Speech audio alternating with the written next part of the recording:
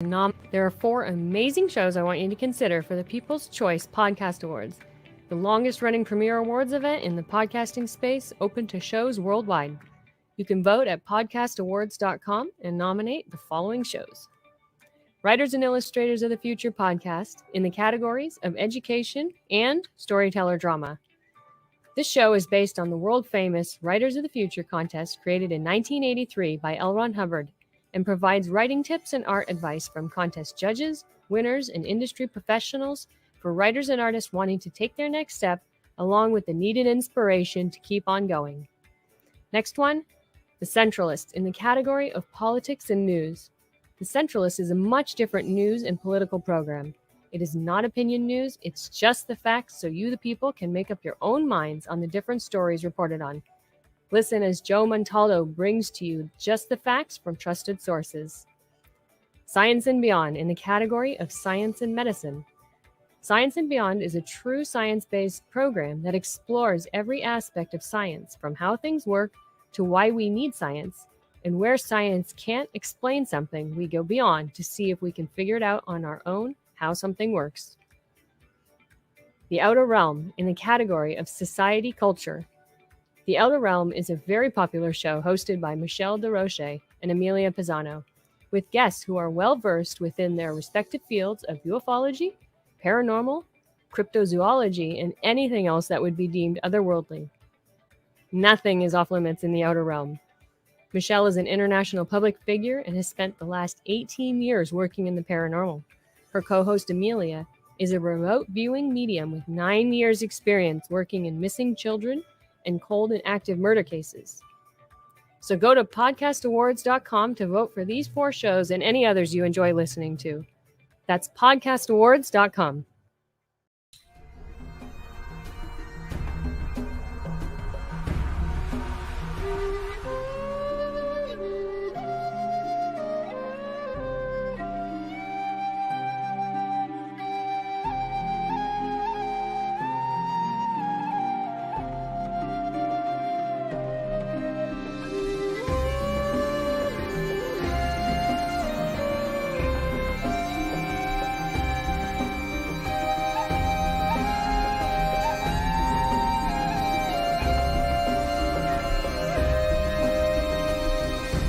Galaxy Audio presents Battlefield Earth, a saga of the year 3000 by L. Ron Hubbard.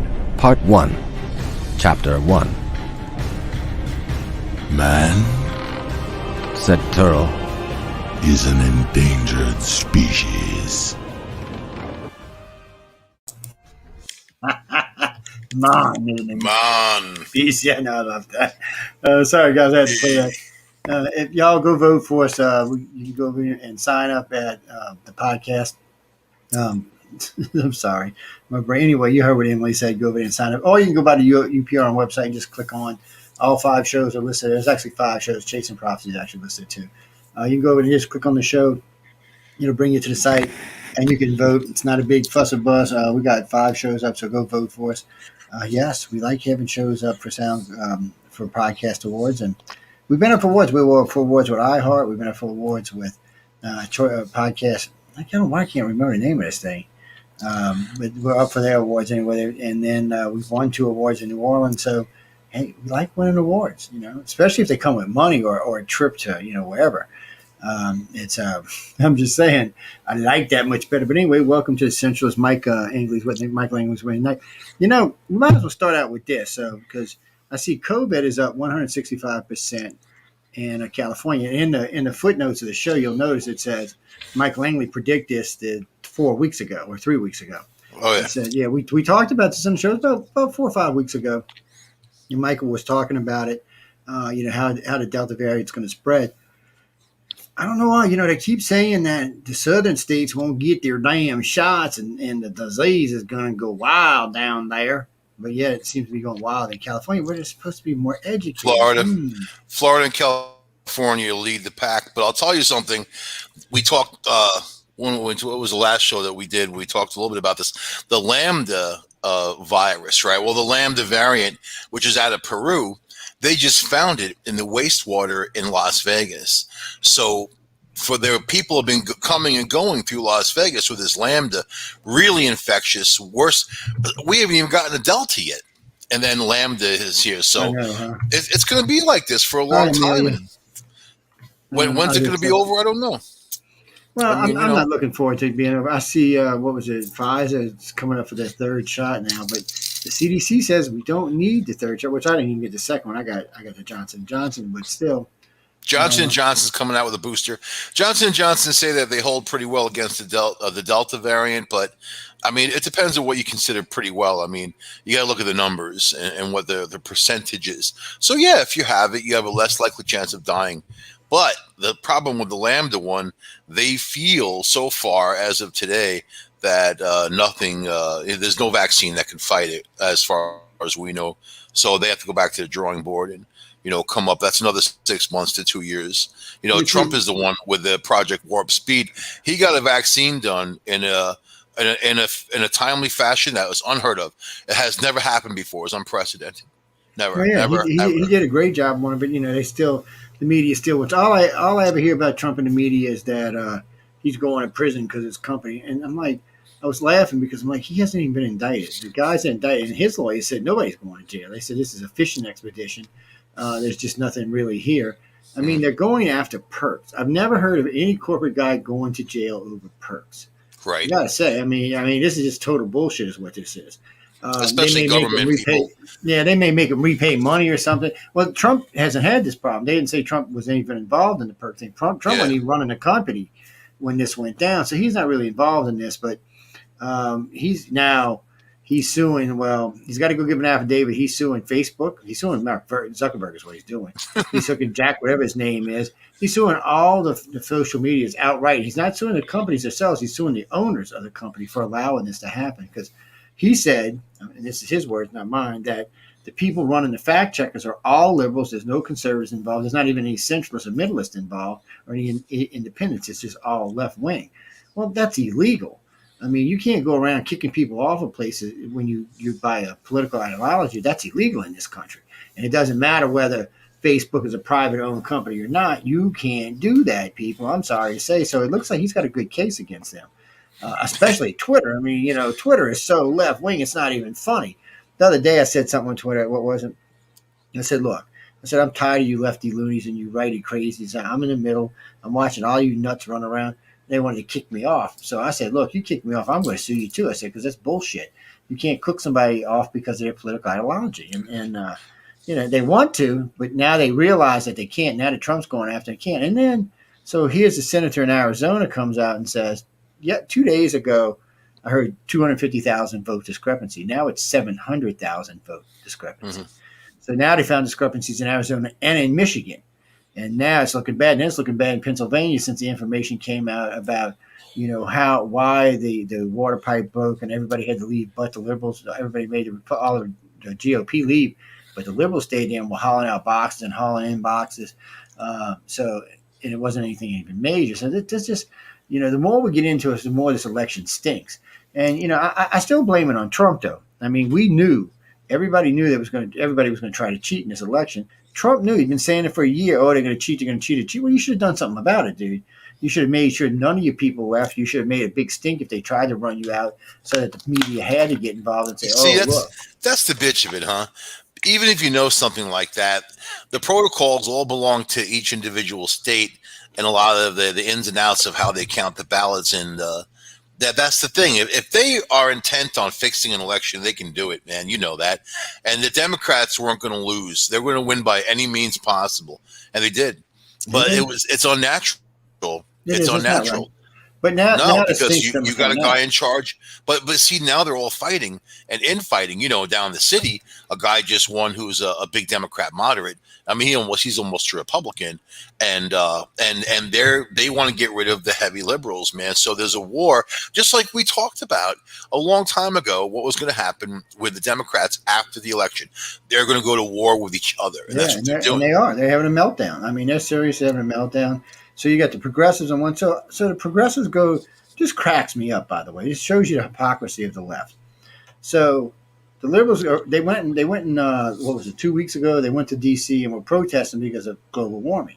So we got to do climate change. We got to do climate change. We got to do climate change. So yesterday, the progressives, the Squad and AOC and them came up and said, no, you got to go easy on China now, because you got to stop talking about, how bad China is. And this really, why would we stop talking about China? China is an evil freaking country. Oh, yeah. Don't get me wrong. There's a lot of hope for China, but not right now. That's the sad. It's not the people. It's the damn government. It's the government. It's the communist government. And they lie. Do you believe that they only lost 5,200 people to COVID? Nobody believes that. Come on, man. These people are such liars. You don't bring out 40 incinerators to Wuhan because you got 5,000 people. You could have done that one incinerator in 3 or 4 days. You brought out 40. That means you lost a big chunk of your population. 100,000, 200,000. They ordered 50,000 urns just for that one time period. We know when the hospital collapsed. Well, we know when the hospital collapsed, they lost 5,000 people. Yep. But nobody else, none of the other cities, Beijing, anywhere else got no, man. Come on, and you find out that guess what? China's not fully vaccinated. They're like the United States. They're having a hard time getting people out in the outreaches don't want to get vaccinated. They're like, screw you. Right. We don't want it. There's no disease out here. We don't want to be involved in it. So Russia's having the same problem. Millions of the vaccine given out in India was fake, and then they're wondering how that happened. How it's money and stealing. But I'm wondering if that's happened elsewhere, maybe here in the United States. How do people know that they actually got the vaccine? It's that $30 a shot, and the government's paying for it. That's a lot of money, man. Yeah, and I mentioned that when I got to Johnson & Johnson because I had no side effects from it. I said I actually said this to the guy at the Walmart. I said, I wonder if it's a placebo. He said, no, it's legit. I had no side effects. Now, don't get me wrong. I did have COVID, a year earlier, so maybe that's why. I can't rule that out. Now, my wife, when she got the Moderna, or whichever one she got, I think it was Moderna. She got the first time she had some side effects. Second time was pretty heavy. So, yeah, I'm pretty sure she got the real shot. But with me, I don't know. The Moderna second shot was giving people a lot of side effects. They spaced it out to 4 weeks now. So when you get your first shot, then 4 weeks later you get the second shot, and then 2 weeks later you're technically immune.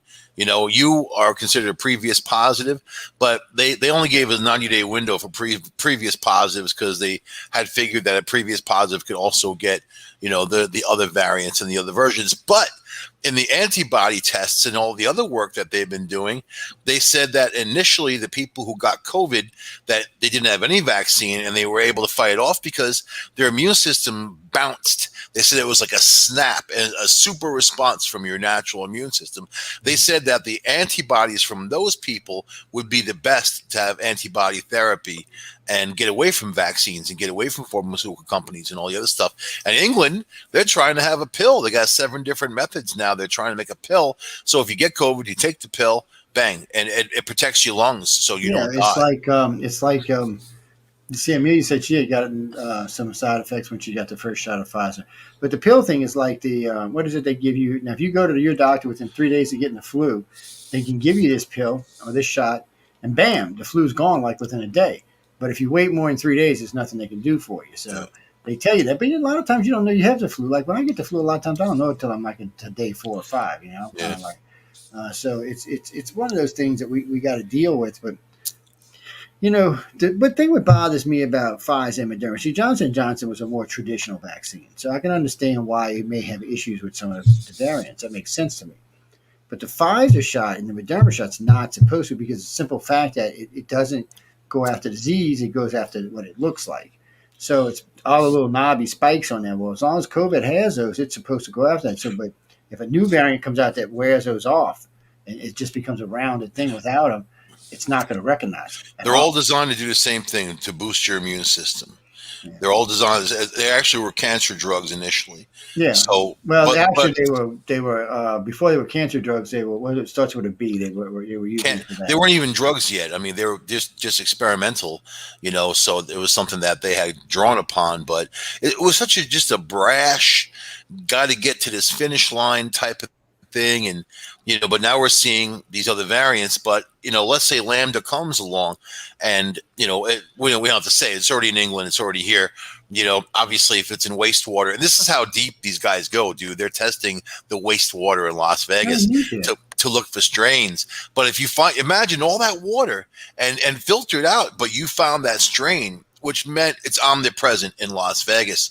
All that flights and coming and going, people all together, super spreader type of casinos, right? But this is the variant that supposedly is not going to, be susceptible to anything. It's going to get right past your immune system. This is the Israelis saying this. This is the health officials in Peru saying this, who are fighting it off now. They're saying people are getting it and dropping dead. I mean, that's scary because shot or not, if you get it, you get it. If you don't, you don't. If it's aerosolized, you can be up in the air for 2 or 3 hours in a building, in a room. I mean, that's not like this other one, the first one, at all. No, it's one of the reasons I like living in the South because it's hot down here. Yeehaw! Yeah, most of the things that get in the air down here die within about 30 minutes, so that's a plus. Because it's so goddamn hot and oppressive. Well, it's not even that. People don't realize, but humidity weighs stuff down. So if you've got like a COVID variant in the air, because it's the humidity is going to attach itself to it, it'll drop it down to the ground way faster than it will anywhere else. Well, like our friends in Canada right now, they're pretty heavy in humidity right now, so that's a plus. But we only have that in the summertime. In the wintertime, that goes away. There is no high humidity, maybe 40%, maybe 50%. I mean, right now it's 90% outside. So, I mean, you could sneeze and watch it go to the ground. It's kind of funny. Yeah. But that's now. Come wintertime, that's not going to be around. That's going to be gone. So you got to worry about all these things. And these types of things thrive on cold and dry. They like it cold and dry. Flu loves it, man. The flu can stay alive.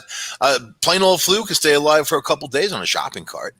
So imagine you push a shopping cart, then you touch your nose, bang, there it is. It's got access. I was listening. But COVID's different though. It's airborne. It's a whole different world. I was listening to one of the local DJs on WWL. It was either Scoot or Tommy Tucker. I can't remember which one it was. But so he talks about he's first time he ever went and got the flu shot. He got the flu. He got it pretty bad too. He said, I've never got it since then. I've never got the flu again. And the doctor's going, man, that's bad information to be putting out to your people. He said, that's not how it always works. But the flu shot's usually it's about, 30-35% effective, maybe 40%. Usually it's not even that. I mean, the year before COVID came along, it was 22% effective. So odds are, even if you took the shot, you were still going to get the shit. It's just harsh. Now, my wife's been taking flu shots. Thousands of strains. My wife's been taking a flu shot for about 10 years, and it has been working for her. So I'm not going to tell people not to get it, but I mean I'm just saying it's like a crapshoot. What you're going to get now. COVID's got way higher rates, and that kind of bothers me. So the flu 20-30%, but yet COVID's 90% to 100%. Now, how in the hell does that happen? How come we can't make a virus to take care of the flu that's 90%, but we can make a COVID, which is a deadly killer, for 90%? It's just things like that always bother me because there's not complete truth in there. There's something going on with it. Jeannie, when you wrote in, no, I'm not telling you not to get. I got the COVID shot. I got the Johnson & Johnson. I recommend getting Johnson & Johnson because it seems to have less side effects and it's one shot. But they do say that the Moderna and Pfizer are better. They have a better survival rate, they have a better rate of not getting in the hospital. So Johnson & Johnson last I checked was 63 to 70%. Well, so far, Johnson & Johnson, Moderna, and Pfizer are almost 100% of people not dying from it. Almost. There have been people that died. I don't want to take that away. I don't want to sell out. There have been some cases where people die. Well, there's been some weird stuff like a lady got the Moderna shot just recently, but when she got the second shot, it paralyzed her. They have no idea why, not even a clue why. And we know Johnson & Johnson initially had some problems with women who were on birth control. That's a matter of fact. I was talking with Amelia and Michelle about that last night. I said, you should get vaccinated if you're in an area where it might be prominent. But if you're going to get the Johnson & Johnson, don't be in breeding age because it might do something else, give you blood clots or something else. So you got to read up on this stuff, people. There's a lot of things that you're not going to find unless you go take your time and read. Local news is because local news is owned by NBC, ABC, CBS. They have an agenda, so they're working for whoever. So you're not going to see them always tell the truth. Us, we're just going to report the news for what it is. I'm sorry to say, but Michael and I are just going to give you the news. That's what we're talking about tonight. Michael's been working with these people with COVID for a while. That's why we talk about it. And he predicted the Delta virus 5 weeks before it hit everybody. So if he's telling you about the landing, when you need to get your ass away from it. So I would go in areas where you don't expect it. Now, it's hard right now. It's summertime. The casinos are open everywhere. So maybe Saturday. No masks. For a while, a lot of people aren't wearing masks, and they're gathering together, big gatherings. But think about now. there's a group most susceptible now to these new variants are children.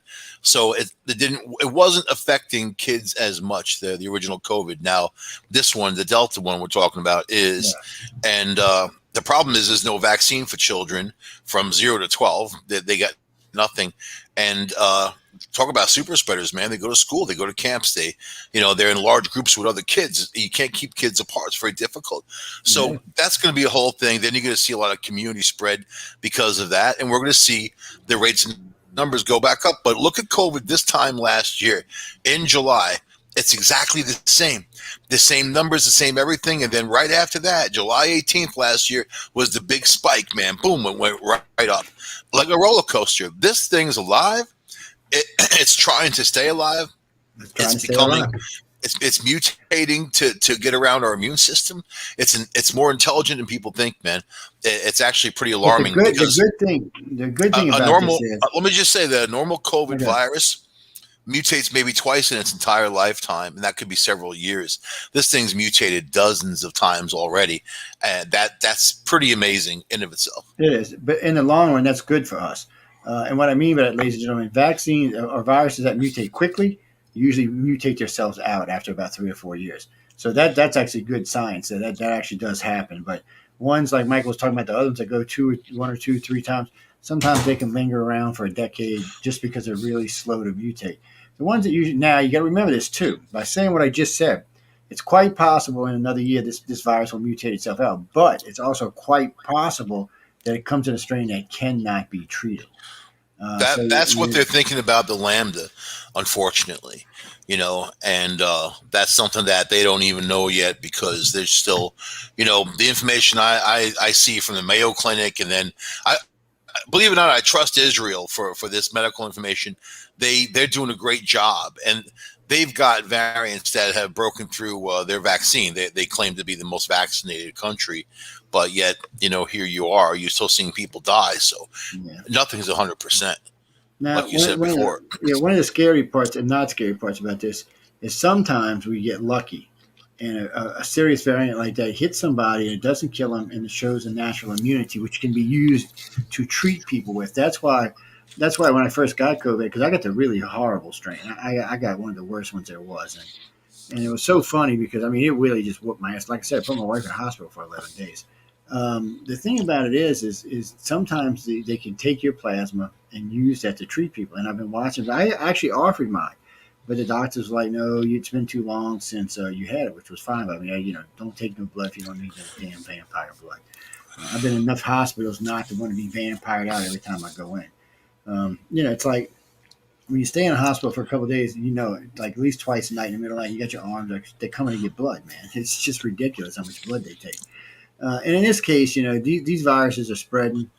All we can do is hope that somebody comes up with a natural immunity, or one of these other companies comes up with a cure. Well, not a cure, but with a vaccine.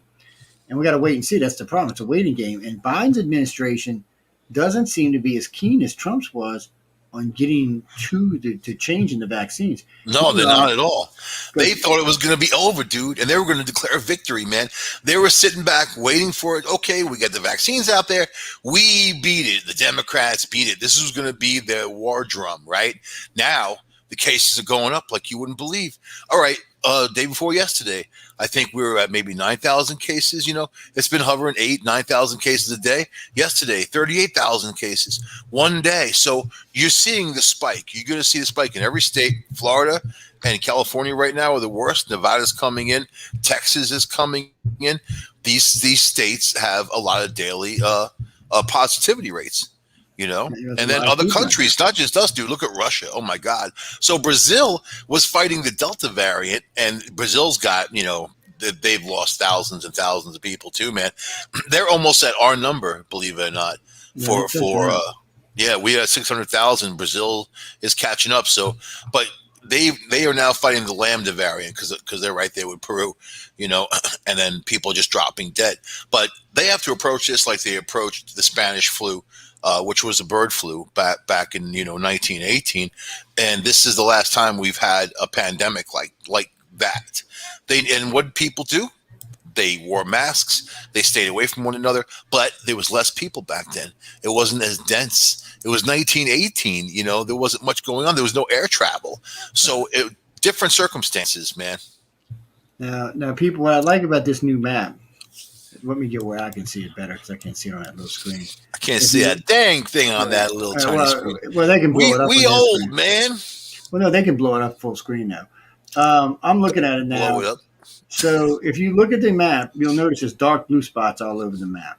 The majority of them actually right now are in Nevada and in California. But don't let it fool you, because if you look down across Texas right here where the mouse is, they're dark blue, and down here in Florida is as well.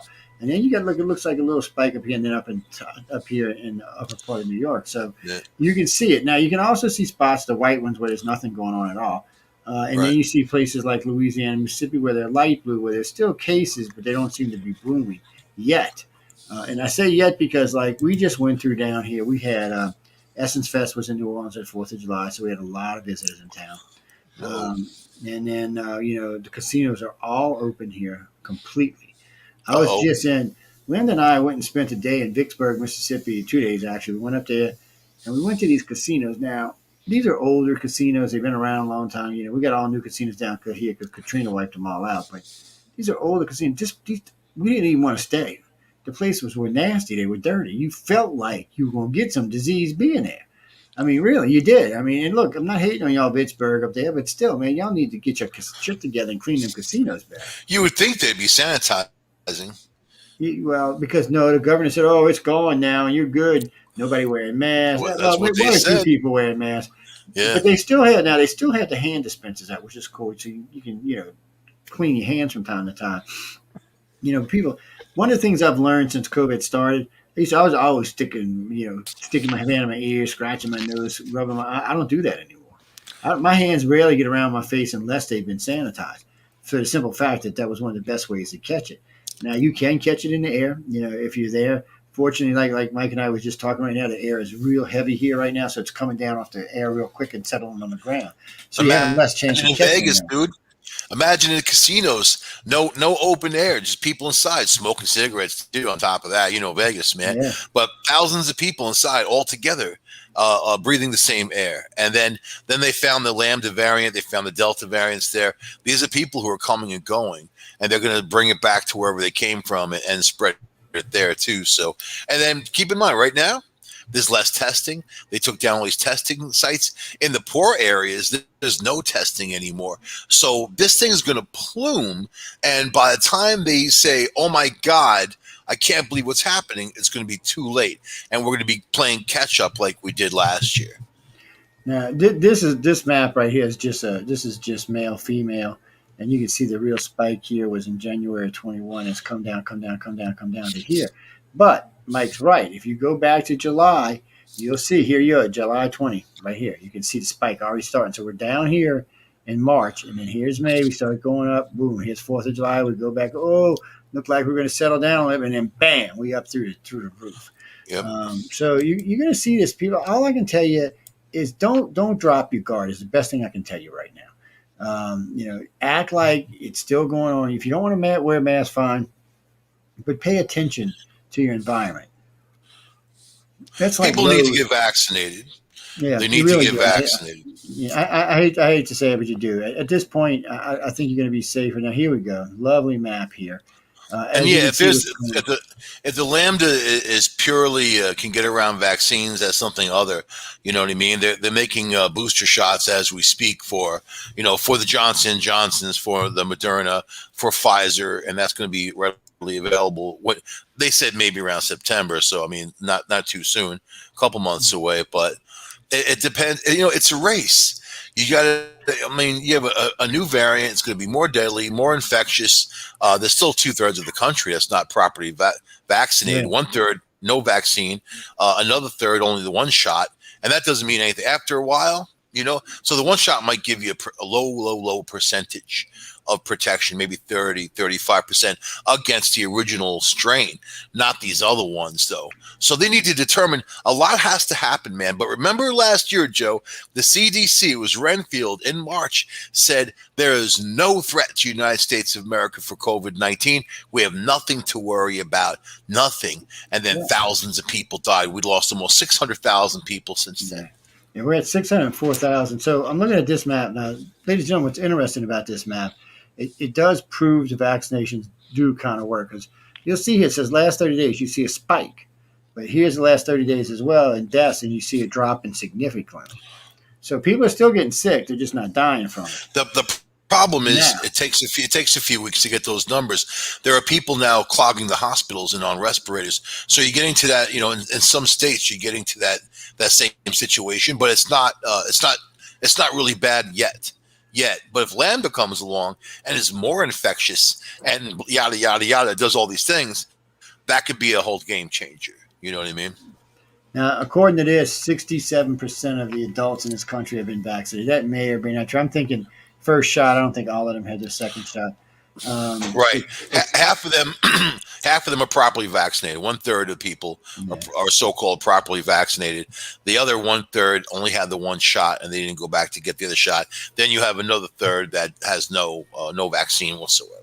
Now, 33 million people in this country have gotten it now. Currently, 26,000 people have. So it's 26,000 new cases, 300 new deaths. Well, we'll say 293, but still.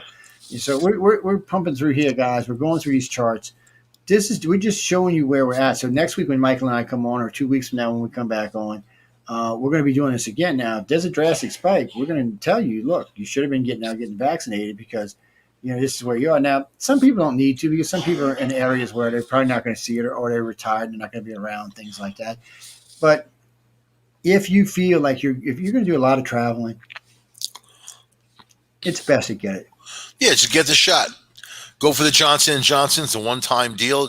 I talked to a lot of people about it, and I've never heard anyone tell me there's any real side effects to the Johnson & Johnson. Yeah, I didn't experience. Now, this is interesting. Last 7 days, 34 cases. That's it. 7 days at 100,000. Now, here's January 21st of 2020. You're actually seeing 10,000 out of every 100,000. So, yes, we have made progress, but we haven't wiped this thing out by any means. And I don't want people to get feeling all cozy and safe and thinking, hey, look, we're good, because we're not. We're still in a position where you need to be paying attention to your environment. And I mean, if you don't feel comfortable with the shot, I'm not going to tell you to get it. But all right, these are my numbers. So yesterday, there was 36,990 confirmed cases in the U.S. It was a daily increase of 31,000. Today, the numbers aren't totally in yet. They're still counting. Last was 22,569, but you can add another, it'll match yesterday and probably a little bit more. And then also they don't count on the weekends now, the World Health Organization. They gave that up. But then you look at that's a huge increase. And now we're seeing the big spikes. But look at death now. So yesterday, the death toll in the U.S. from COVID-19 was 473 deaths. The day before was 51. The day before that was 31. The day before that was 81. So it was kind of fluctuating in that number. But that's a big jump in one day. And this is the stuff we're going to start seeing. These are the dailies that are coming in, of the big numbers. But this is the stuff we're going to start seeing. I mean, let's look at Canada. Let me see what they've got. And I like this because it gives me the daily number, man, which is really important. So Canada had dropped all the way down. I mean, they were pretty flat out. July 3rd, they had 0 confirmed cases, And then July 4th, 1,033, then 344, and then back up 500, 600. So they're starting to spike, and they've been under lock and key, Joe. They've been under lock and key. But let's go back to July 1st of 2020. Same thing, of confirmed cases. I mean, same realm, 172 cases, 238 cases. They even dropped down to 0 on July 3rd. So probably more like it's a holiday thing that they weren't really counting. You know what I mean? Because all the other days, 568. So not much from last year to this year. Not much change. New variants, new styling, but people's habits are still the same. Their habits are still the same, and that's the problem. Is that when they gather together, they spread it. They spread it, and they don't have an idea. I mean, there are people who don't wear the mask who haven't been vaccinated who are willfully, hey, I'm not going to do it. But let's look at Russia, right? Russia's since June 5th, and June, so about 9,000, 10,000 cases a day. Since June 5th, it's spiked. Here we are, 25,000 cases a day. So this is the new Delta variant that Russia's fighting. But their death toll today, 726 deaths, and that yesterday about 734. So they're in that realm, and that also spiked. And this is the variant, man. This is the mutation. So I mean, you could look at Brazil, you could look at all these other countries. England, it's spiking there, and they just reopened everything. This is the Fiona hour, man. She decided she wants to be on TV. 31,977 in England today. New cases. Let's go back to to June 5th, 3,000 cases. But this was the Delta. So they got May 17th, they had 0. So the Delta variant took control. They went from 400 detectable cases to 800. So now you see they've been increasing about 3,000 or 4,000 per day on an increase. So, yeah, they were. Somebody just sent me this one. That's the. What are you doing? That's the different variants in different states. They got and also numbers. I have no idea which one they are. Let's remind people that it's not that COVID will kill you or not. I mean, there's a chance anything can kill you. I mean, if you look at the percentages, it's what it does to your body, what it does to your lungs. I've seen them take people's beautiful, healthy lungs and destroy them, and then they lose 30-40% of their lung function for the rest of their lives. Maybe it's not something that's going to go away. These things are irreversible, so they could destroy your other organs, your kidneys. It goes after, but now the Delta variant really goes after people with diabetes. That's on number one on the Delta's list. It's going after people's skin. It's causing huge lesions in their skin. And it's got new symptoms, different symptoms. So all these things have to be accounted for, man. And man, I see the WHO is forecasting a spike. So CDC isn't, but the WHO is. So I'm looking at these numbers here. So we're at 4 million deaths worldwide. 186 million corona cases, 170 million recovered. 528,540 deaths in Brazil. Yeah, they're catching up with us. That jumped. You know what? Well, it took maybe a month for them to get up there. I mean, it's crazy that Brazil looks like it's going to pass us by. Well, they're forecasting where we are right now. They're forecasting roughly 400,000 cases a day for July worldwide. That's a lot. That's not anywhere near being under control yet. July 9th, 1,648 deaths in Brazil. The day before, 1,007. I mean, so you look at a week there, they lose 10,000 people, 10,000 dead bodies, man, in a week. That's not even, you could have a war and not lose people like that. No, that's true. 10,000 dead bodies in a week, man, and they have to burn them. They have to have mass graves. Brazil's not really all that big. Actually, Phil, to answer your question, the largest spike in the United States was after Joe Biden got in office, not while Trump was in office. You can see it for yourself. There it is. This is 62,000 new cases yesterday in Brazil. So far today, they're logging in 54,022. So, 60,000 cases a day, and that's them. And so those people are going to spread. Now, let's talk about the spread rate, right? Where the original COVID, we regarded that one person can spread it to 2 to 3 people, and then those people will go positive, right? Even though they can expose lots of people, but that seems to be the number. This one is 1 in 7. The Delta I'm talking about, not even the Lambda, which is even more infectious, they're saying. But man, oh man, it's like not giving us a break, and people think it's over. That's mind-boggling. And see, this map right here is deceiving. Now, this New York Times put this out. Now, we just got through telling you that New York, California, and Florida all had spikes in them. Now, if you notice, that's not what they're showing this map. They're showing Missouri and Arkansas is where, and Colorado is where all the spikes are. Dude, this you know whole what? section of California has a major spike going on right here. This is the second time that the CDC had people put their guard down on purpose when they said in March last year that nobody had anything to fear of COVID-19. And then here we are, 604,000 people dead, 604,000 families that have been torn apart or distraught by this. And when the CDC gave misinformation, where meanwhile, other people were saying, no, it was opposite. I mean, I started seeing these little stories pop up in this Chinese. I use this thing called Tencent, which is they're kind of a conglomerate, but they do reporting for hospitals in China. They're also tied into the universities. I saw in the Wuhan area where they even. I mean, you can look back in the show in that late November. There was a story about a worker at the lab there who got bitten by a bat, and this story was in the South China University. It was in their magazine. It was like in their paper, but Tencent published it. But anyway, I mean, here at UPRN, we were reporting this from November 2019. Yeah. When the first, and I saw those outbreaks went from 12 to 48 people to 450 people, and then it went crazy. So on New Year's Eve, I did a show. If you remember, I did a show New Year's Eve, and we did a show New Year's Eve. That was the first death of what we know of what China reported anyway as COVID-19. Okay. And then what did we say? What I say? It was going to be a very challenging year of man-made disasters, man, and actual disasters. It's actually been a challenging 18, 19 months is what it's been.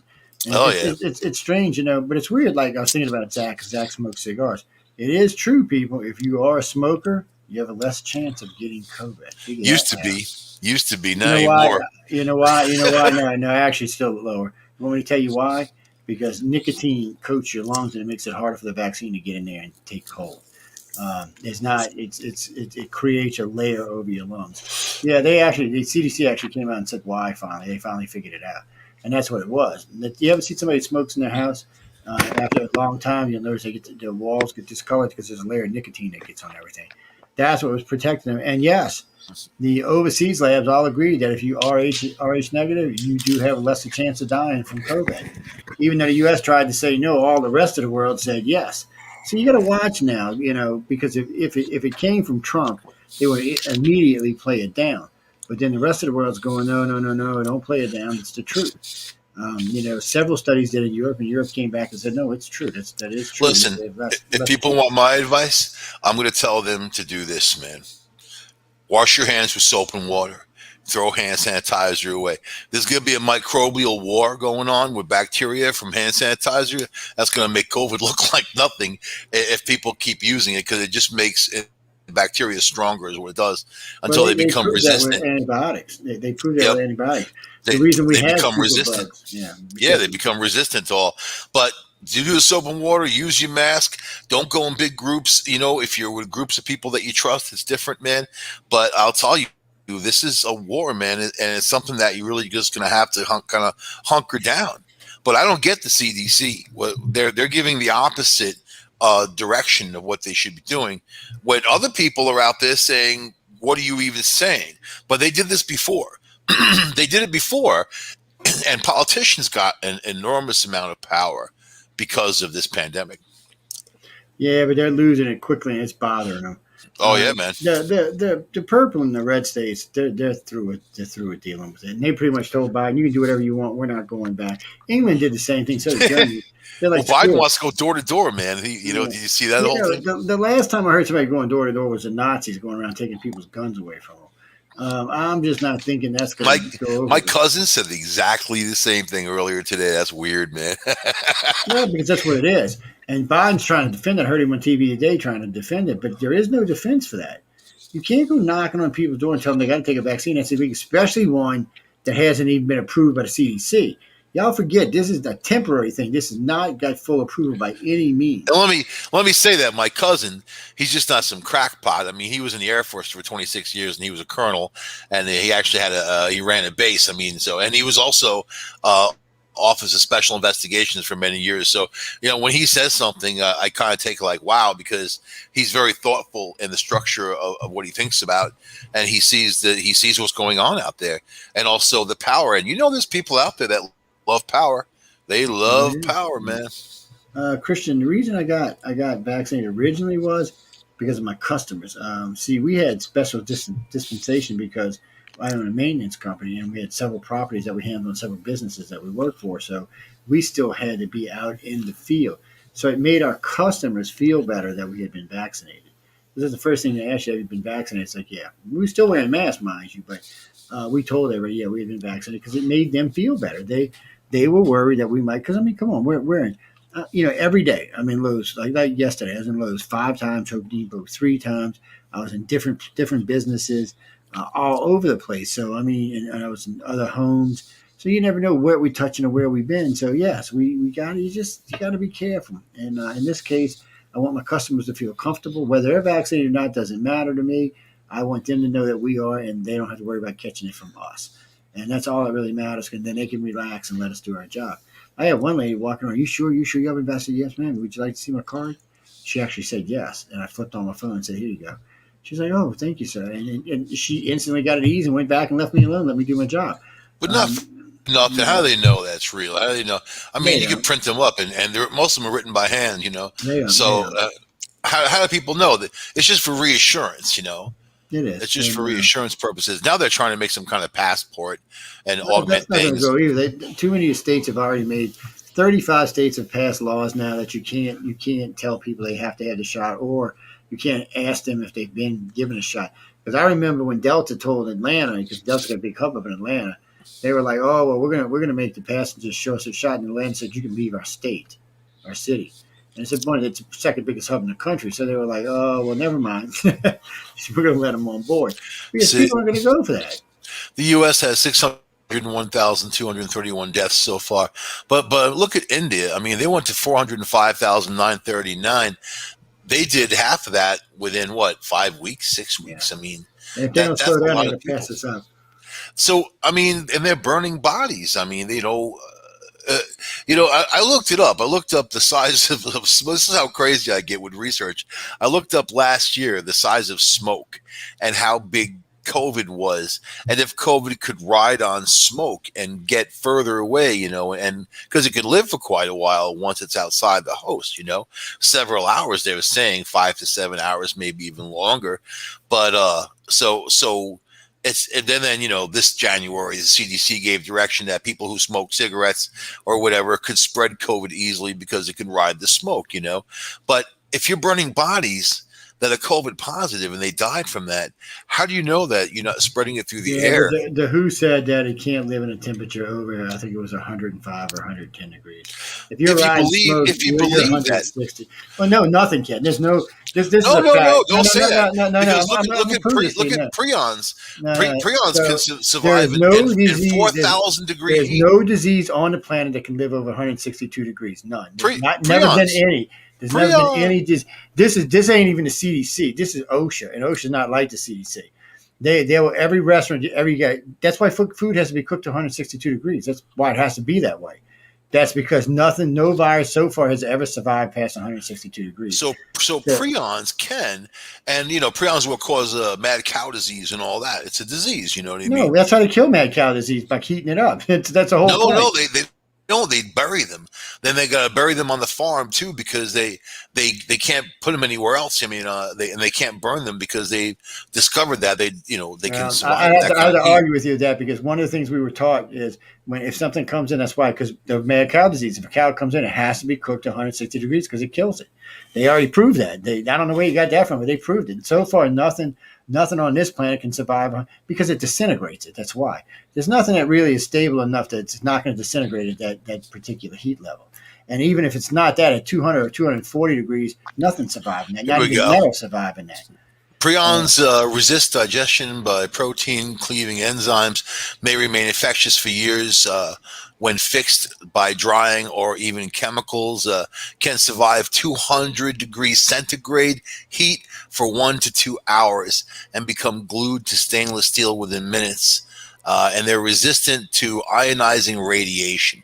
That's pretty intense. That's not what OSHA says. OSHA don't agree with that. Well, OSHA's the one that goes around and shuts. No, OSHA's the one that shuts the plants down. That's who does it. OSHA should understand that about OSHA don't play around. Oh yeah, well, OSHA doesn't want to talk about mad cow disease, dude. The FDA fought very hard. The Cattlemen's Association and the FDA, that was a war because it caused the Creutzfeldt-Jacobs disease in people. Yeah, but there's also that's why the FDA turned it wasting over to disease and scrapie in goats. Chronic wasting in deer. And now there's a big problem in the deer population. They don't want to talk about any of that stuff. Oh no, that's Mississippi just got through wiping that out, man. We had a big problem there for a while. You know what? People they got far away from it because they don't want to talk about mad cow. They will shoot you out of a cannon if you start talking about mad cow. The deer population got so big in Mississippi and Louisiana because nobody hunts hardly anymore that they actually had to go in and started culling them. Man, they were mass burning them too. They had to go color like. Well, people in New Jersey, they went to that racetrack, man. They were eating hamburgers, and they all got mad cow disease at Creutzfeldt-Jacobs, man. I mean, that's encephalopathy. That's encephalopathy, man. It makes your brain swell, and it looks like a sponge. That's why it's called spongiform encephalopathy. Yeah, when you go to like a normal restaurant, nobody cooks it that long because they'll ask you, "Do you want it medium rare, cooked well?" You don't know where the beef comes from. And to get a burger to 160 degrees, you know how McDonald's does it? They have a press. And cook they pull it down. It's got a grill on the bottom and a grill on the top, and that's how they get away with it. But most restaurants don't do that. They just put it on a grill, flip it over, and throw it on your burger. It's still exposed to air. It's never getting to the temperature it needs to be. That's why they had such a problem with that shit because nobody was following the rules. Once you have to cook the burger for hours at over 200 degrees centigrade. But I'll tell you something. It caused a big mess throughout the beef community, man. Of course, the Cattlemen's Association doesn't mess around. And they hire most of the people that come out of the FDA, so they were just trying to squash. Yeah, they were trying to squash it. The FDA couldn't get it under control. They turned it over to OSHA. They turned it over to OSHA. OSHA got rid of it in no time at all. In Japan, they test every cow's brain. This is why beef costs so much money in Japan. But they do it because they don't trust anything about God forbid if you do process that meat, people could die from that. Well, and then Japan keeps a lot of their meat. Doesn't even touch the ground. So that's another little issue there. Japanese are very weird people. They eat sushimi, which is like crawling with worms and parasites. But then they test every cow for spongiform encephalopathy. It's very, very interesting. It's kind of backwards, but fine. Hey, man, don't eat beef? If you don't eat beef, you don't have to worry about anything. Well, they grow it inside. So, not all of it now. You got to remember, Japan's got a very small area where they can have cattle. That's why a lot of their beef's imported. But they also have, the Kobe that they grow off the ground. They don't even let the cows' hoofs hit the ground. They got them in a sling. Did you ever hear about? They got this tick now that's becoming like really omnipresent, man. Especially in the Midwest, the bovine tick. And if it bites you, you become allergic to red meat. Isn't that crazy? That's a little weird, but imagine that though. A little tiny thing like a tick, man. A tick is technically an arachnid. You know what I mean? It's like a spider. It's got 8 legs and whatever. But a tiny little itty bitty tick could bite you, and then boom, you're allergic to beef. That's it. You're done, man. That's amazing. That's why I love infectious diseases. I've studied them all my life. It's just kind of a hobby to me, man. I'm a backyard type of studying type of dude, but really interesting stuff. How powerful it is, really. Yeah, I was reading a thing while we were talking. It says there's no effective treatment available for cure of mad cow disease in humans other than burning their bodies. Well, wait, Yeah. if you're alive, that doesn't sound like a cure to me, man. That sounds like a damn death sentence. What that sounds like. I'm not laughing, people. I'm not. No, I'm not laughing at anybody particularly. it's illegal to burn the bodies, man. To burn the cows, they need to bury them on the farm that they came from. They don't even let them go take them somewhere else because they're afraid, and they have to wrap them up and all kinds of stuff. So it's something that's fearful. It's fearful, but man, of course, if that spreads to the beef population. It was really big in England. Remember, England's kind of it was big down here for a long time. England's kind of a dirty place. No offense to anybody in England. They had the foot and mouth disease, hoof and mouth disease for a long time. Swine flu was big in England, and so for a little tiny burg, you would think that they had more. I don't know. Have it more together. Some things they got it more together, and some things they don't. They have a free. I agree with Michael on this. No, I agree with Michael on this. They have a free if Michael's telling me you can't kill it to 200 degrees, I'm agree with you. I don't know as much about it as he does. No. Let me explain. I used to work in the industry. That's why OSHA's always had their standard of 162. But you know what? They might have raised it since then. But he's right. As far as I know, on mad cow, I think if you do burn it, you're spreading it. If y'all was I would check. You know what? I'll do y'all a favor and look it up while we're talking. But I'm pretty sure when Michael and I are talking, we're usually pretty informed on this. That's why I was talking about the 162 because I worked for OSHA for a while. It's also one of the reasons I taught people about the mask wearing thing because, being that I'm in the industry that I'm in, we have to have respirator masks that can go to, I think it's 0.5 micron. Well, COVID is smaller than that, which means it's penetrating any mask you're wearing quite easily. And it doesn't really matter. Most of the masks you wear, air's coming through the side and the top and the bottom anyway. But masks were more to make us feel comfortable around each other. That's what they were really for. But it always cracked me up that they said, oh, stand there for 10 minutes and then walk up 6 feet and stand there for 10 minutes. Well, we did an experiment. Just use a simple cigarette. Stand there for 10 minutes, blow your cigarette, inhale it, watch the smoke go around your head. Heat rises, and that's what your breath is, heat. And heat can stay up there for several minutes. When somebody else comes in, it's just settling on their head. So it really wasn't that. I mean, it was keeping your hands clean, keeping everything clean, get the shot.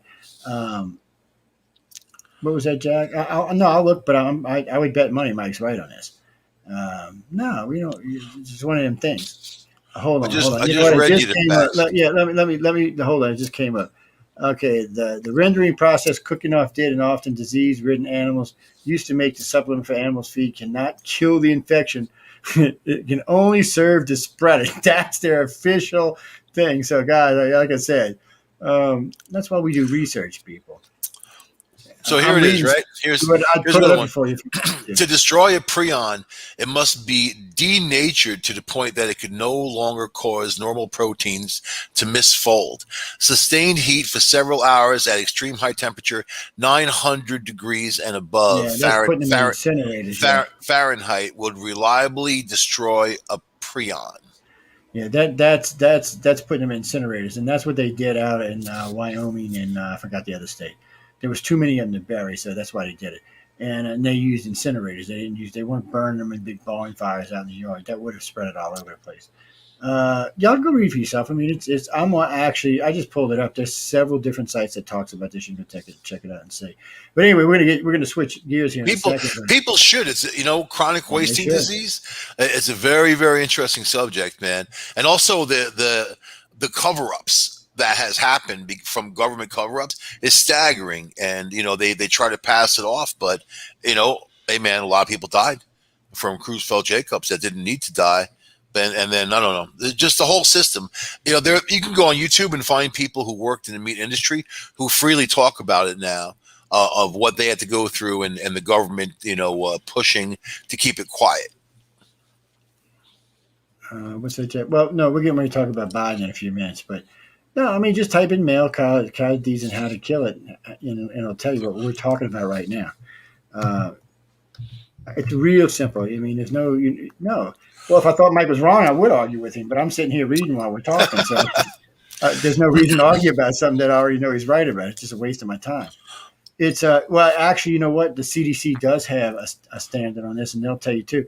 So the incinerator is the only way you're going to get rid of them or bury them, and burying is risky business because if you bury them shallow, you're liable to spread the disease. Currently in the United States, it's under control. You do have to watch and things like deers we were talking about, and that's why Mississippi had put bounties on deers. to have the herd thinned and to get rid of this problem. But just pay attention where you are. And look, when you go on, I like raw stuff. Okay, it's hard on me. I used to eat raw ground meat out of the damn thing while my mom was making meatballs. So it's hard on me because I really like it. But if you feel unsafe, now it's not going to stop mad cow disease, but all the rest of the diseases that you can get from will make you sick.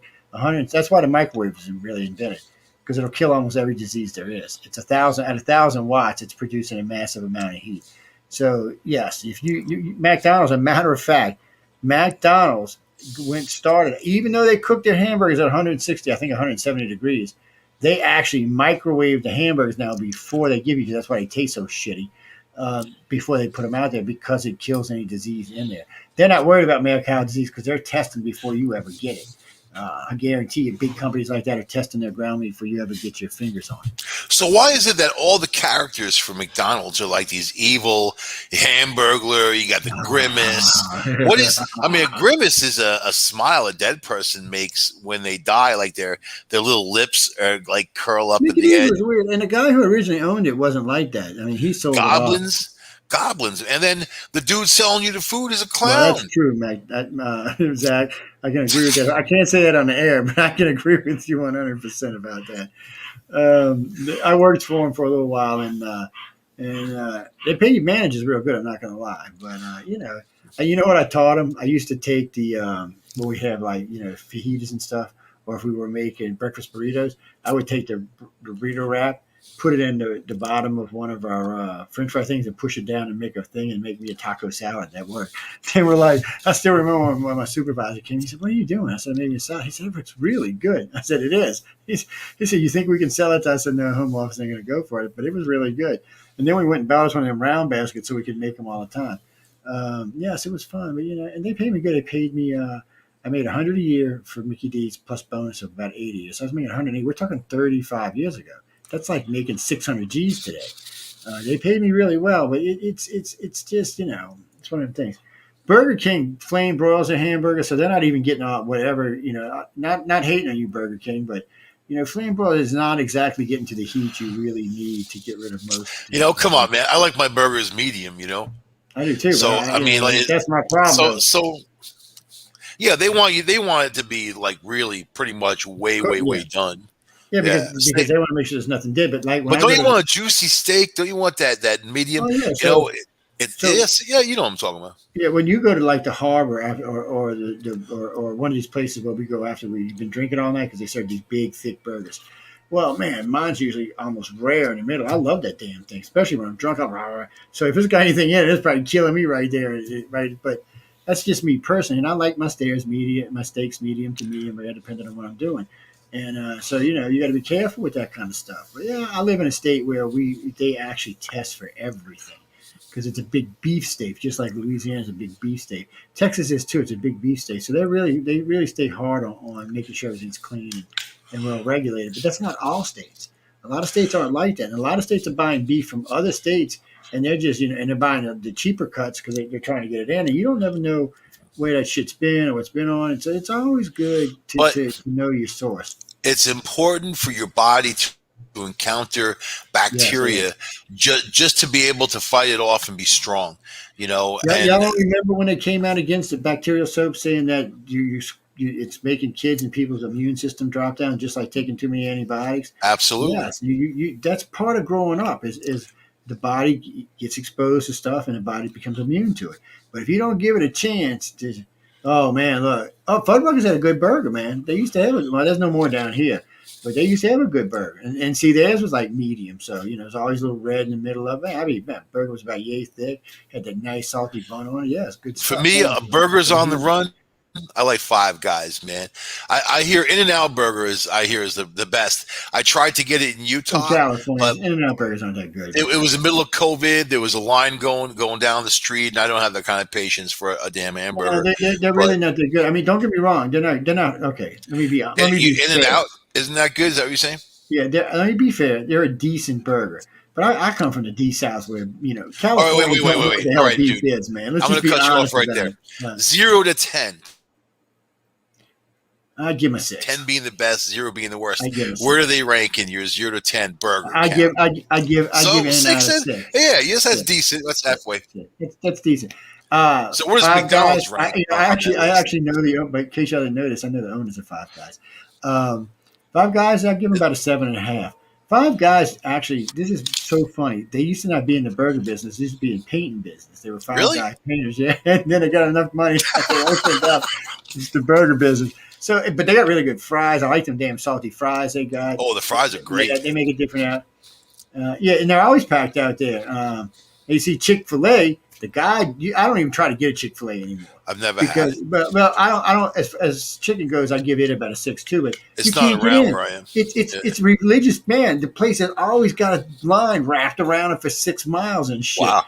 So, it means it's good. Oh yeah, well, not necessarily. It's a 6. No, it's no better than Cane's. I don't know if y'all have Cane's where y'all are. We get Cane's. Well, we have Cane's. This was named after a dog, by the way. It's this business that opened up. They got good chicken. They only got chicken nuggets though, and chicken sandwiches. We got this Not place chicken called nuggets, chicken strips. But we got this place called Cocaine's. yeah, It's Coca-Cola, and it's but anyway, yeah, it's funny because my aunts and them grew up in the Coca-Cola that had cocaine in it. Oh, I didn't. I'm a little. I missed it by just a couple of years, but they did. And I used to wonder why they get so hyper and shit. Now I understand why. Oh, no, so what about Hawaiian burger? I never had Hawaiian burger. I never had one of them. You know who makes the best burgers? Honestly, are diners. You go to a diner and you're going to get a great burger usually, man. Yeah, I mean, and they're big. They do them right. They do them how you want them, and they have the big onion rings or fries. I love a diner, dude. I love eggs at a diner, and I love burgers. See, Louisiana is kind of unique. All of our bars, not now, but when we started doing this, all of our bars are required to serve food now. So you walk into like Geno's. Oh, Geno's had the best po' boy. You get meatball po' boy, roast beef po' boy, 2:00 in the morning. Like, man, they were delicious. But so the Harbor is just a bar with a restaurant in it on the side, right? They make a great steak, by the way. They make their burgers. I'm not shitting you, are this thick. They cost $14, mind you, but they're this thick, and then they put that much cheese on top of it. They're about yay big around. I mean, you're all dripping down eating. 14's not bad. Oh, it's a good burger. It's well worth the $14. 14. Oh, that's it's cheap. well worth it. For around here, you pay 15, burgers. 16, and it's not even going to be anywhere as good. You're you pay, but anyway, Mike, we're gonna move on. Friend of making me hungry. I'm gonna get up, go get something to eat, man. I'm telling you, I'm getting hungry while we're talking. We're talking about food. Well, I gotta watch Michelle and Amelia. If y'all know the host from the Outer Realm, when we get done in the evenings, a lot of times we start talking about food. Like today, I put a muffalata up today. I didn't see that from Central Grocery. Central Grocery is a 115-year-old place in New Orleans. They bring in all this stuff from Italy. They always have. In the old days, they used to serve in the poor days. So a nickel, you could get a loaf of French bread this big with roast beef debris on it, and that's what they used to feed the people like digging the canals and building the levees and stuff. And they also put the ones with French fries on it now. But they make a muffalata that's this big around. It's about this thick. Some bitch is just fabulous. I posted one earlier on, I think I put it on TikTok. It's probably on Facebook somewhere too. They are good. Amelia stuff. sent me a bunch of pictures from Canada Day of all this food that she made. Oh, my God. Yeah, she's always cooking, man. It's amazing the girl ain't 500 pounds. If I was with her, I would never even leave the house, man. I know. She's like, I'd never leave the house. I'd make her happy. I'm going to send you one. Next time I go, actually, I was talking with Jack when I was down there today. And I said, I want to send one to one of my friends in Canada. This isn't going to cost me anything. Yeah, he said, I don't know. He's going to check into it because since it's food, he don't want to get in trouble because, like smuggling diseases in the county. I don't know how that works. So he told me he'd let me know about it, though. So next time I go down there and see him, I'm going to find out. I'm actually considering starting a straw smuggling business into California, man. A coyote smuggler of straws. You think I could be lucrative? Because, a straw is a beautiful thing, man. And the fact that they're outlawed, you got to use a paper straw. They're horrible. They taste horrible. They fall apart. They're just stupid. Paper and water don't mix. No, that's why in the old days when they made the paper straws, they used to dip them in wax and give them to you like that. Oh, no, now they got stainless steel, but then you can't clean them on the inside because there's a little tiny straw, so they go kinds of bacteria. You got to buy one of them little weird brushes like you use to clean your pistol. You got to get one of those for. But anyway, we got to get into some Biden stuff because we got to talk about crazy Joe Biden. I'm just saying it's crazy. Yeah.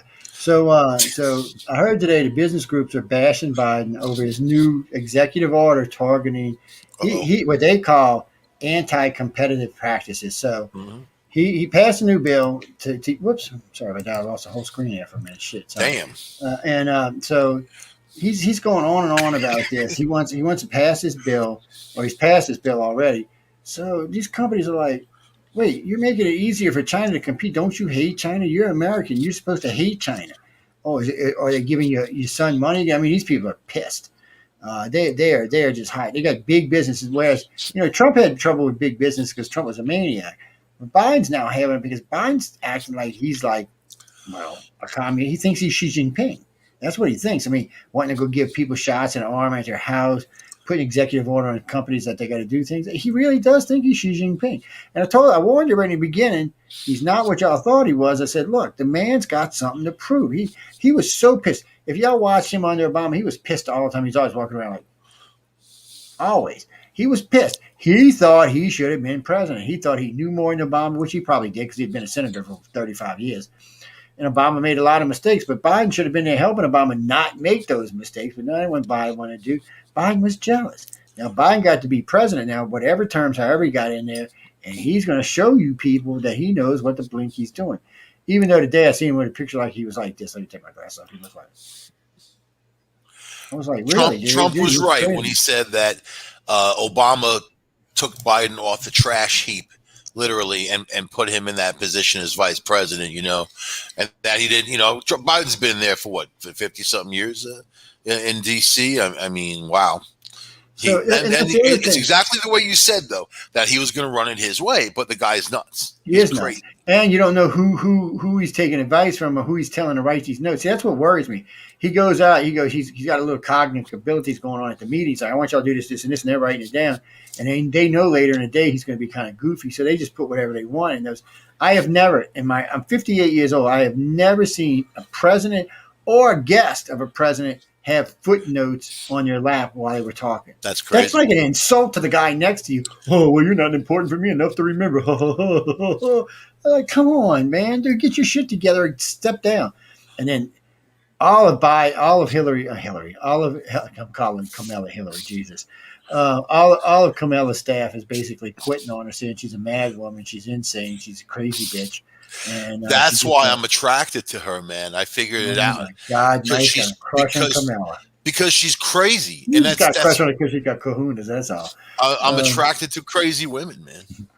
Yes, you are. We do know that. He is attracted to crazy. He's not the only guy. I can prove it. I got to try. You're not the only one I know like that. I know several of my friends are like that. Yeah, several of my friends are like that, too, that they're attracted to crazy women. But they're attracted to me. One of my good friends is he's always – he said he's got this thing about crazy redheads. He's just I always tell him. I actually had a dream about 12 years. Dude, I said, crazy redhead's going to kill you. You better stop it. And one I'm trying to put a knife right through his shoulder. Right there, just whoosh. I was like, told you he's trying to kill you. We used to party across from this a mental institution called Creedmoor, right? It was in Queens, man, and there's a park across the street, so we go there and drink at night with everybody else, from the clubs, like after, like way late, right?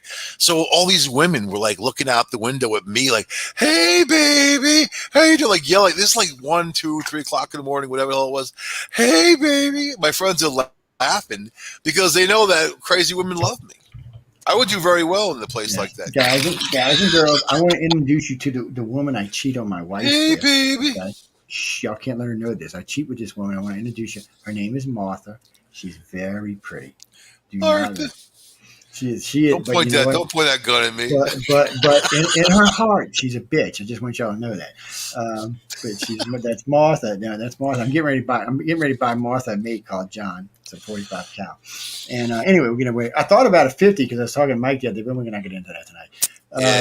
It was a Desert Eagle automatic, which was kind of strange to start off. I still like the 10mm Glock, man. I think they're beautiful. Yeah, Glocks are okay, but Glocks can't shoot as straight. Accurate, but 10mm is such a beautiful round, man.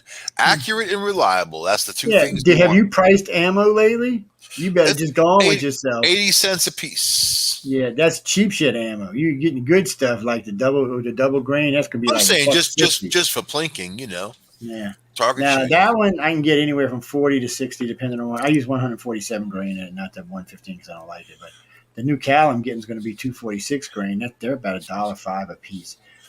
So Isn't that crazy? And not long ago, you can get, buy 10 cents a piece. bags, 100 rounds of the Czechoslovakian full metal jacketed non-corrosive rounds for like $20 for 100 rounds. And it will come back down, people, but you just got to do it. But hey, speaking of that, so that's going to kind of segue us into this story right here. Let me find it right here.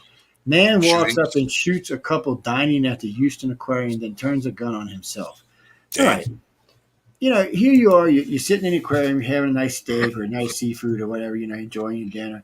And you just look up and somebody pop, and then pop. And I bet the guy that got killed didn't even want to go out and have dinner there. I bet she dragged him out. Let's go to the aquarium. Probably so. That's the sad part. But anyway, they're dead now. I just had to add that in there. Well, this segues into the next story. So Biden wants to put all these restrictions on guns. Well, okay, Biden. And Uncle Biden, don't take this the wrong way, okay, man? You're a little crazy cracker, but look. The violence isn't in the states where the guns are, all right? The red states don't have this kind of violent gun violence. They just don't. Neither do purple states.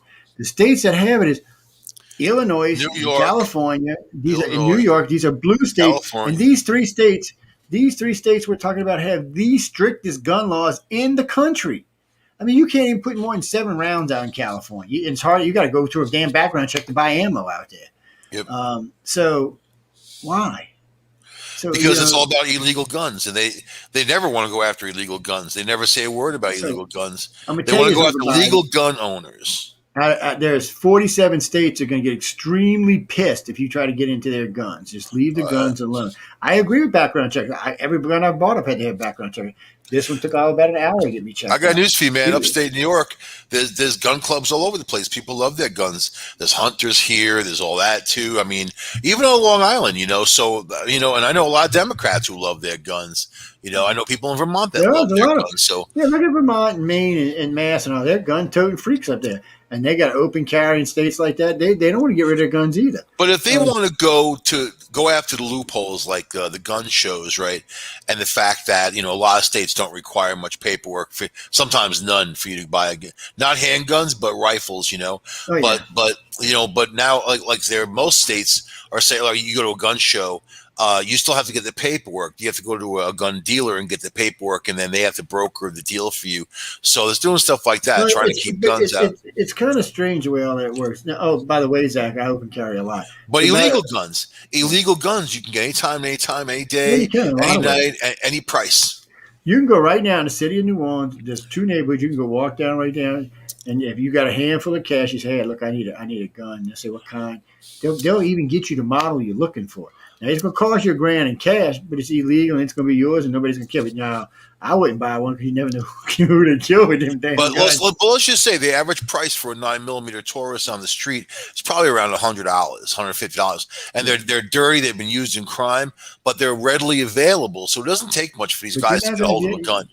And then they take that gun and these aren't responsible gun owners who are going to a gun club learning how to shoot a gun. Yeah, it's funny you bring that up because I'm getting ready to buy a 45 from a customer of mine, and so we've both been background checked, so it's not a big deal. But still, there's no paperwork involved in this. He's going to sign the gun over to me. I'm going to give him the paperwork that I bought the gun from him, and that's how it's going to be. But that's all there is to it. So it's a little strange how that works. But see, Zach. So I'm shopping in the grocery store. I got my gun on me, right? I got not this one, but I have my other one on me. And so I'm walking around, and I can carry concealed down here too in both states, but I didn't want to. I just had it out where you could see it.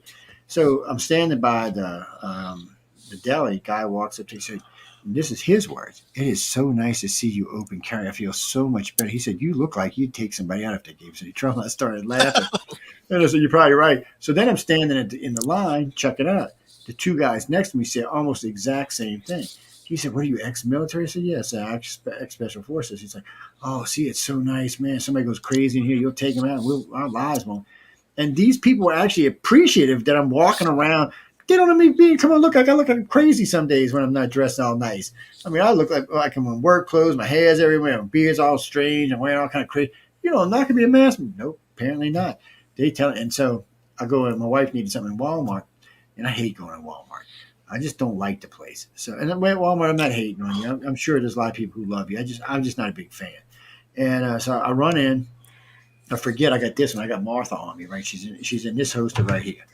This little one that clips onto my pocket or my belt, wherever I want to put it. I like it in my pocket better than my belt because I like my hand hanging lower. But anyway, I run in the store, right? The girl sees me at the door. Her eyes are like this big, but she doesn't say anything. So I run to the pharmacy. I'm standing in the pharmacy in line. 4 people had to tell me about having my gun. Nothing bad, all good. I'm just waiting for somebody to go off and be an ass. Nothing good. So, all good. So I go get in line. I'm checking out. Another guy next to me said, man, it's so nice to see you open carry. I feel so much safer in here. And I'm thinking to myself, again, you're not going to be the guy who shoots your ass. But still, I can understand that thing. Yeah, see down here, Zach, in Louisiana, Mississippi. Well, in Mississippi, it's completely open carry, just like it is in Alabama, and concealed. Louisiana, you have to have a permit for concealed, but since I was ex-Navy and Special Forces, I don't have to be. Hey, Sean, what's up? You know, it was messed up though.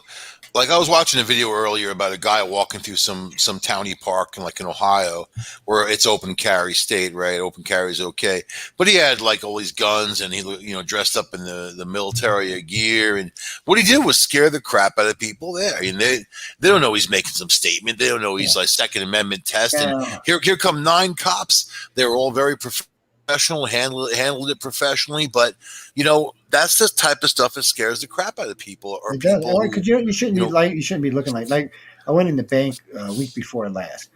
I was almost in the bank when I realized I had my gun in the holster. So I went back and put it in the car, but the holster was still on me.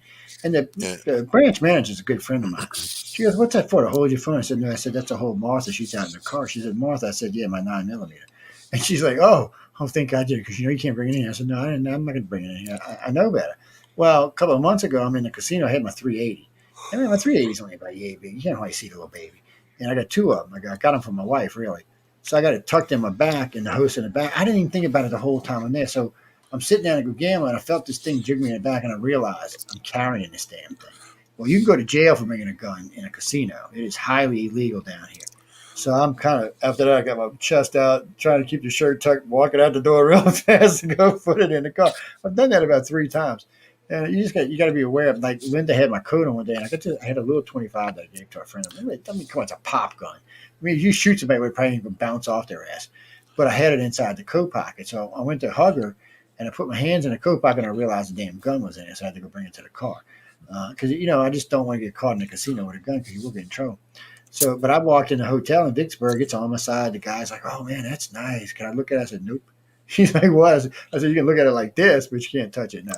And I don't know, you might be me. I mean, anytime a hand, a guy dropped a clip out of anyway. But you know what? The handgun market has really steered towards women these days. Because like you mentioned, the 25, the 25 was very popular for a long time because it's so small. But now you have 9mm. You even have 45s, the size of the 25. Right now. Very, very small in your hand. And then they have pink guns, and they have like all kinds of things customized for women. Do. So, ladies and gentlemen, in case you didn't know this, don't matter what company makes them. So like we'll use Glock because people know it. So you can get a Glock, a 9mm, or a 45 about this big, easy to conceal. That's a small one. Then they got a mid-size and they got a large one. Mine's a large one. My son carries a mid-size. It doesn't matter. They're both very accurate guns, mid-size, small or large. Just they're easier to conceal when they're small or mid-size, and that's why people buy them. Yeah, large is kind of bulky, could be heavy. Yeah. I mean, the animal's going to be the same. Yeah.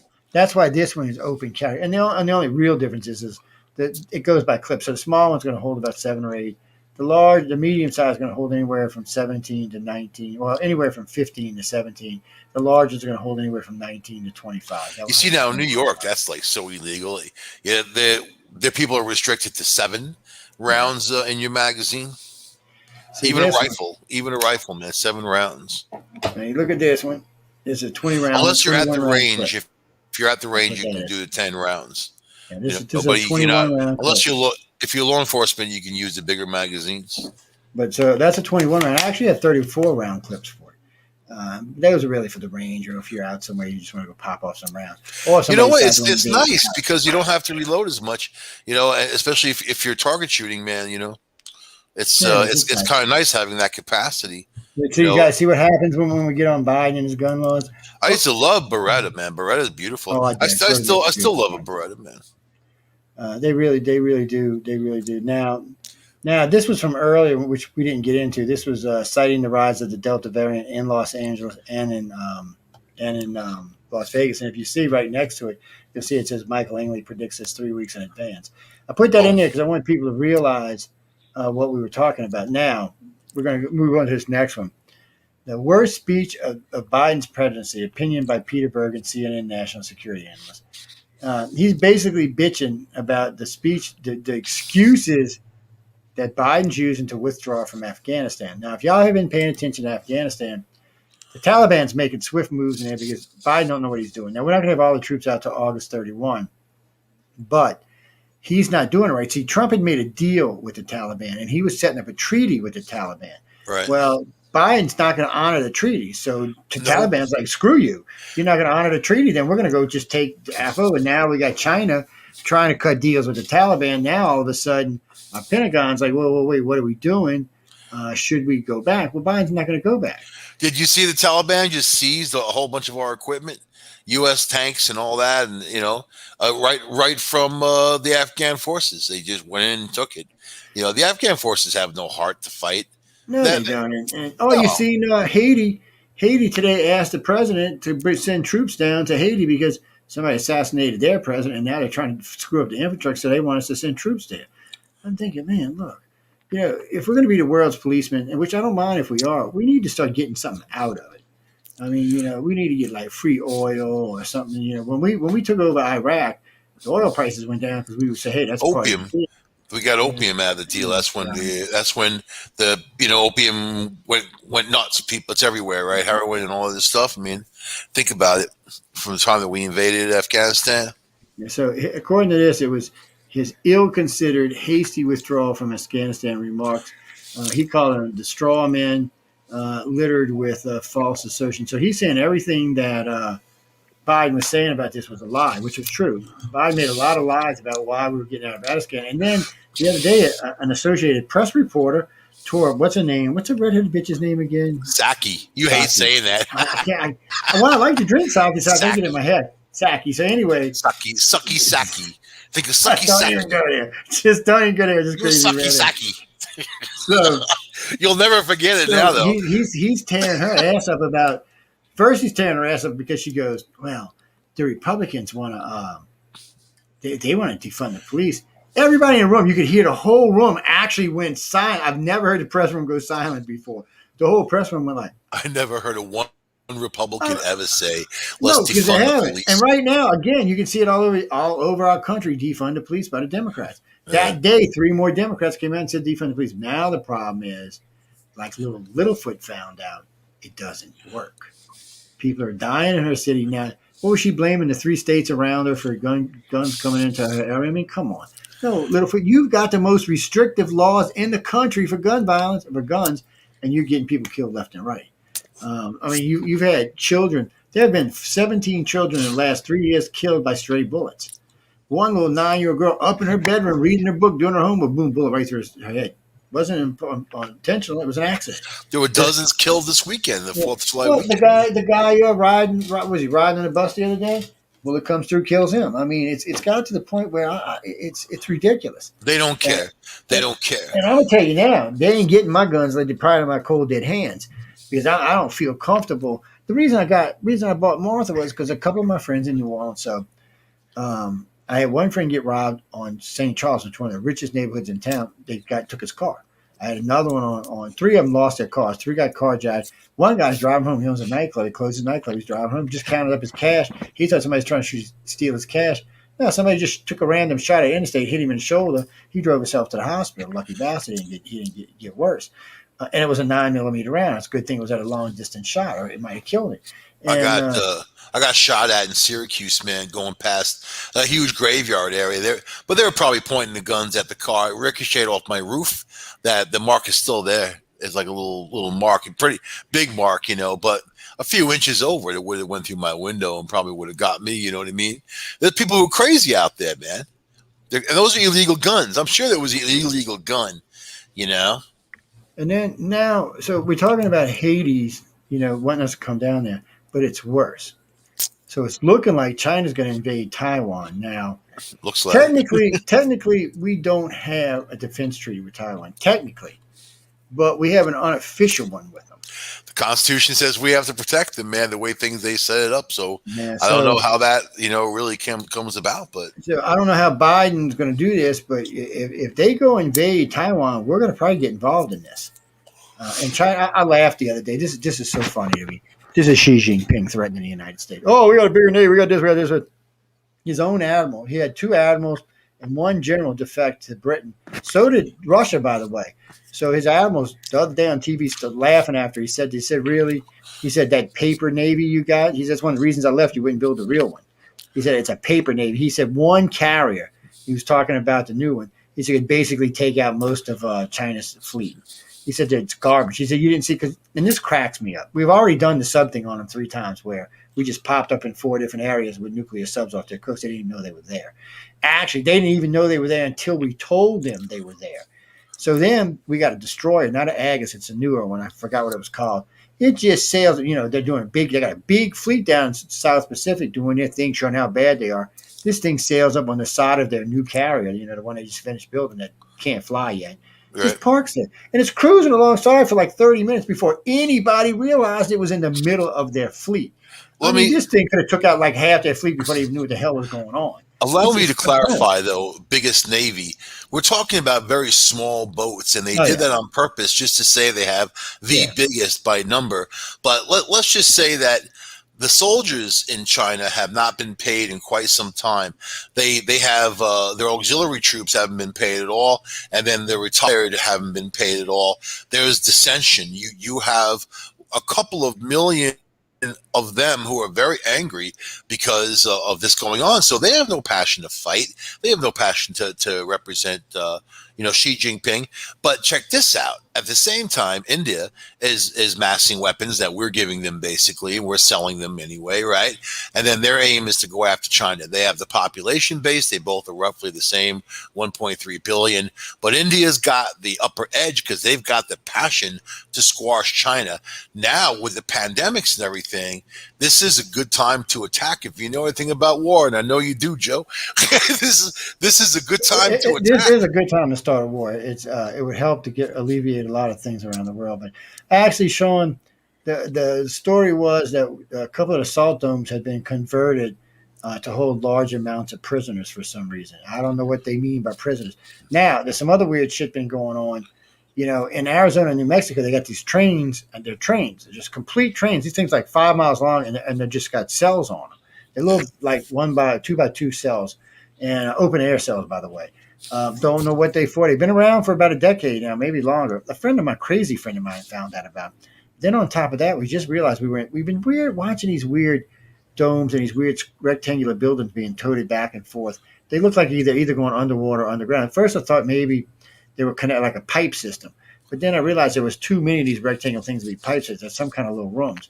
Somewhere we're putting this underground or underwater. I don't know where, but we did find out where they're being staged at out of Pensacola, Florida, North Pensacola, Florida. We stumbled on it. We were actually house shopping and stumbled on it by sheer accident. Let's go back to the final years of Obama's administration, where the Army was actually doing combat warfare training exercises here in the United States. And then people kept questioning, why are they doing that? Why are they training for urban combat here in the U.S.? And they didn't have an answer for them. Things got really crazy during that time, and it seems like they were setting something up. That's what it feels like. A little secret for y'all: the majority of military comes from the heartland in the South. They will never turn on their own. It's not like trying to get people, like if you had a bunch of people from up north turn on the south, that might be different, but the southerners are not going to turn on each other. They're all individual Americans. They would actually go after the military first. So. Yeah, they all believe in something, and people aren't as brainwashed as they used to be. It's one of the reasons people don't know this, but there's 3 states down here where almost all of the top secret shit is done, and the reason why is these people don't turn for anything, not even for money. It's for some reason California people have a lot of problems with selling off secrets. The Southerners don't. They're very patriotic. That's not what they do. But you can't discount psychological warfare because No, that's you where it can't. all starts. You can't And then, all you have to do is cause a slight amount of doubt in a soldier's mind, and then you've won the war. You know what I mean? Chris, you want to know how I found that out? I was working for Lockheed. I was doing some technical electron. I was actually not supervisor. It was consultation on some of the electronics they were doing, and it was funny because I asked the guy. He said, "No." I said, "Why do y'all have so many facilities down here?" And that's when he told me. He said, "No, Joe." He said, "We have a lot of Air Force, military. It's why Eglin Air Force Base tests almost everything that's non-nuclear is tested at Eglin Air Force Base, all of it. And then there's 4 or 5 big Navy bases down here. And come to tell you, if you look where all the ships are built, it's from Virginia down and around the coast. That's where almost the majority of them are built at. There's a few out in California, but not many. And almost all the big technicals, the really top secret stuff is built down here. And there's reasons for it, but there's more reasons than just that for it. One, we have deep sea access, and we have protected harbors because it's the Gulf of Mexico is protected. So you have to get into the Gulf. The only way you're going to get something in the Gulf would be a submarine. You're not going to sail any ships into the Gulf without being seen. It's highly unlikely you even get a submarine into the Gulf without being seen. But still, it's just different than being open like the Pacific and the But there's Cuba right there, man. And we ain't worried about Cuba. We don't took Cuba over. We just ain't told nobody yet. There's But Cuba. didn't you know Obama conquered Cuba? Didn't you hear that? I mean, I thought I told you. Obama was down there sucking baseballs and smoking cigars. Oh, sorry, sucking cigars and playing baseball. I got that backwards. It's weird, Sean. There's a lot of weird stuff been going on down here, and a lot of stuff been moving around and stuff. But I'll tell you this: I always know when something's coming. There's 2 reasons why. Right now, I live in between 3 military bases. So anytime anything's going, 3 big military bases. Anytime it's going on, they start flying shit all over the place. Oh yeah. You'll start seeing these big cargo planes, but more than that. The fighters start flying all over, start doing practice runs and all. Then when you see that, within 30 days to 60 days, there's something going down. And it kind of bugs me sometimes. But lately, they all been really laid back. You do see patrols running and stuff like that. And I didn't realize how many anti-aircraft weapons we had along the coast. I stumbled by them by accident too. Well, you don't know. If you go drive around D.C., there's actually missile bases, or not missile bases, but missile launchers stationed in strategic places around D.C. Oh, yeah. They got some outside the city. They got some on top of buildings. It's kind of crazy, man. That's so-called protect the president from a nuclear weapon. But we got a lot of new weapons now. But right now, in case y'all didn't know this, in hypersonic weapons, China was ahead of us, but we're ahead of them now. But Russia is still ahead of us on hypersonic weapons. The problem is they can't build that many of them. We're going to build tons of them. And if y'all didn't watch, we sent this new program to Israel. Israel just used it on whoever they're fighting with over there, Hamas. They swarmed 100 drones in their ass and just blew the shit out of the base, blew the shit out of the military. They didn't know what the hell to do with them. We have lasers too, man. Yeah, we got a lot of kind of stuff we don't like talking about. And then we got the new destroyers out there. The Zimwald says the Zimwald alone, when it's got its railguns attached, which it doesn't have right now, but it only takes a day to put them on. The Zimwald said it can actually sit 40 miles from China's Navy and just cut their ships in half without ever getting inside a missile range. Hey, Jay, what's up, babe? It's interesting, but while I was in the military, I got my marksman, my snipers, and my sharpshooters badge, which is hard to do, people. There's only a handful of people in the country even get all 3. It's not an easy thing to do. You have to qualify at 3 different distances with 3 different rifles in all 3 of them. So the first one I qualified was with the M14 at 100, 200, and 400 yards. You got to get all 20. You got to go through the center. You can't be off to the side or off to the right. You're not a sniper if you ain't hitting the center, man. That's how it works. M16 I qualified with, which the M16 is kind of a sloppy gun. I hate to say that, but it is kind of a sloppy feeling gun. They didn't like it, man, when they introduced them. They kept blowing up in people's faces. And then the materials. They were crazy. Yeah, and they're not like the Colt. It was made by Colt. And they kept reverting back to their M1s because they were more reliable. Yeah, M1 carbine's a beast. But then they gave me I would call it a 30-06. It's actually a bigger round than a 30-06. So this is a true sniper's rifle. This damn rifle, the first time I shot it, it blew the whole red target out of the damn thing. It was like, shit, what am I shooting here? This gun will shoot 2 miles. 2 miles. I'm thinking, how the hell? So I'm trying to figure this out. You're talking about the 308? 308 by 51. It's a NATO round, man. That's a big round. It's a big round. So I'm sitting there at 500 yards with this thing. It's so easy to shoot the gun. They got an inside recoil in it, so it doesn't have any kick. So you're just sitting there, and it's got a tripod if you want to use it. So you just sit there, pow, pow, pow. It's like, man, it's like shooting butter. I fucking loved it.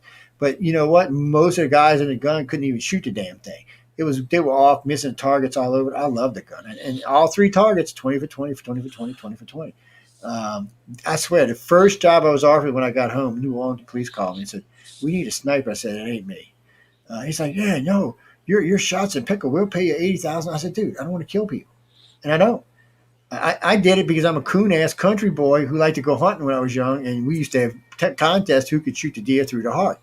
That's just how I learned to shoot.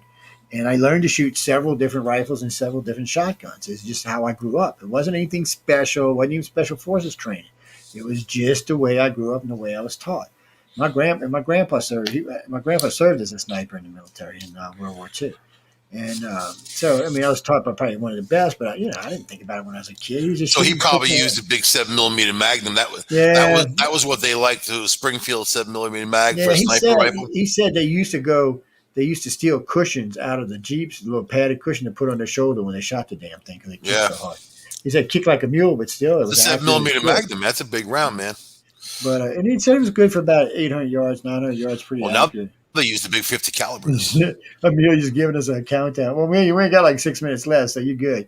Man, Jay and Sean, y'all should join us earlier. Y'all can always come jump in the chat with us. I can Beauteous. Let me see if I can squeeze in a couple more of these before we get out of here. So where were we? It's amore. It's amore. Hasty with straw. Want a bigger pizza pie. Oh, Russia threatening to leave the International Space Station. Why? We are leaving.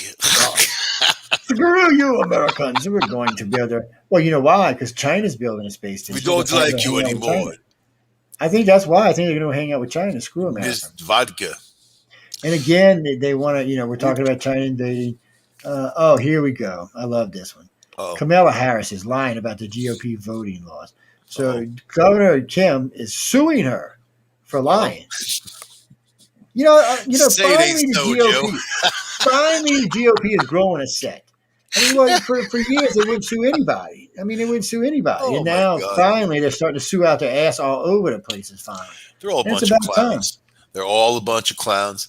They don't even serve you a burger. They're just a bunch of clowns, man. And then it says defunding the police amid skyrocketing gun crime and national embarrassment is much more than 2 hours of what? Oh, okay. So they're going on and about. So again, Psaki saying, "Oh, it's the GOP," and then of course here we got half the Democratic Party talking about defunding the police. But now they've kind of got to back off of it. That's what makes them look so bad. They've got to back off of it now because their states are having spikes in crimes. Not everybody else's states, just their states. There's a crime spike going on in these states, in New York and California, man. There's crime spikes happening because of that stuff. Let's burn down the police station. Let's defund the police. When did the GOP ever say that? Well, I don't even like the GOP. No, I don't either. When did they even say that? When? Never. Thanks, Zach. But it's funny because it was what was it? Oh, so a friend of mine was telling me how great the Democrats are. I said, is that really true? He said, yeah. I said, then why are they abandoning their states by the millions? I said, New York and California lost 2.5 million. That's 5 million that left y'all. I said, we ain't going to talk about what's going on in Illinois or any other states. I said, in this year alone, almost 10 million Dems moved out of 7 blue states. That's it. Yeah, man, really. And it was so funny. I love the Texas governor. He goes, okay, we'll take you liberal bastards into our state, but you got to live in Austin. I was like, yeah, that's right. So y'all can't change the voting here. Y'all got to live in Austin, which is probably the best place for them. And by the way, people, I'm not hating on Austin. Austin is a nice city. It's a clean city. It's well ran. It's well put together. It's probably the only liberal city I've ever seen that actually is got its shit together. And that's because it's a college town. But it's got a great place to party. Got great food, great entertainment. So it's a good place for them to go. But I know we got to get out of here. Michael, anything else before we get out of here? Y'all be sure to catch Michael on Tuesday and Thursday. Excuse me. Watch out for those militias out there. You had the Moorish guys that got caught in Massachusetts, a whole bunch of them heavily armed, you got a lot of people who are losing it, man. There are a lot of people, all types, not just one type, but they're losing it. And Jay and Sean, remember, guys, if y'all want to come hang out with Michael and I, y'all can come out. Just let me know when you're in the room. If you want to hang out, I'll send y'all a code. Well, we've changed the format of this show somewhat, and I'll get into that on another show. But because it shows up for award, we really kind of changed the format of it, and we're looking for a third or a fourth that fits in with us two. We had Gregory Miller used to hang out with it, but his wife beat the shit out, so he can't. He can't come out and play no more. But before that, it was a great trio. So we're looking. We really want to balance out the show. We do a lot of news. You can hear what we're talking about. We're doing real news. We're not doing bullshit news. Everything we've talked about tonight is serious news. We're just presenting it differently than Fox or than NBC would present it. We're just giving you the news and how we feel that it's going to change. We use facts. That's the difference. Yes, and if you notice, we're usually right on what we're talking about. There's not a lot of dissension between the two of us because we take our respected sides because we know what we're talking about. And just like when we were talking about the mad cow disease the other day, I just deferred to him on this because that's the way you should do it. And we go back and forth. We know a lot between us. There's more than 100 years of experience between us. And if we bring anybody else, it's great. So that's freaking old, man. That's old. Now I feel ancient. Ancient. When we got 140 years experience, then we can say we're ancient. My back hurts. But we had a great crowd tonight. I think quite a few people listening tonight. Where's Mike Kane? What do you mean we had a sexy audience? Of course we have. I'm always sexy. What the hell are you talking about? Sexy, baby. See, I was lucky. My daddy taught me something. When he's in his 70s, women used to flock. I never could figure out these old, bald, gray. How the hell are all these women chasing him around? Because he was a pimp? Because he was sexy, baby. Was he pimp? He had a lot of women chasing him. Usually women hanging around. But it was great, and it was always fun to watch. And just women, because my mom would not put up with that shit. By the way, she's like, well, you know what? Sometimes people have the Kavorka, man. You got the Kavorka. Your dad probably had the Kavorka. Women flock to that. You know how crazy women flock to me? Because I got the Kavorka too, man. They see the crazy Kavorka. like a moth to a flame. But on that note, ladies and gentlemen, we're going to check out because we got another show coming up behind us. But I want to thank everyone for tuning into the Centralist again. Remember to catch us. We'll be back on Monday with the Paranormal Show. It's only going to be there for a few weeks. It's going to be, excuse me. Uh-oh. It's going to be flip-flopping with this one starting in I think August. Anyway, like the middle of August. We have a new show coming on the network. I'm not going to announce them until it's actually official. I discussed it with the potential host. They're supposed to be sending me over the information. So if it is on cue, it will start on August 2nd. So we're always looking for good hosts. We're always looking for good talent. We got a lot of friends out there. We've been around a long, long time, longer than neither one of us want to admit to. Someone's texting you, man. Yes, I've been getting texts all night. It's probably Amelia, like, hurry up, you can't put me on here. I've been getting texted all night. I've been getting questions texted to me all night. And again, people, you can join us in the chat room. You don't have to text me on my phone, or you don't have to hit me on Pal Talk either. But on that note, good night and stay tuned. See you guys later, babies. Bye. Bum bum.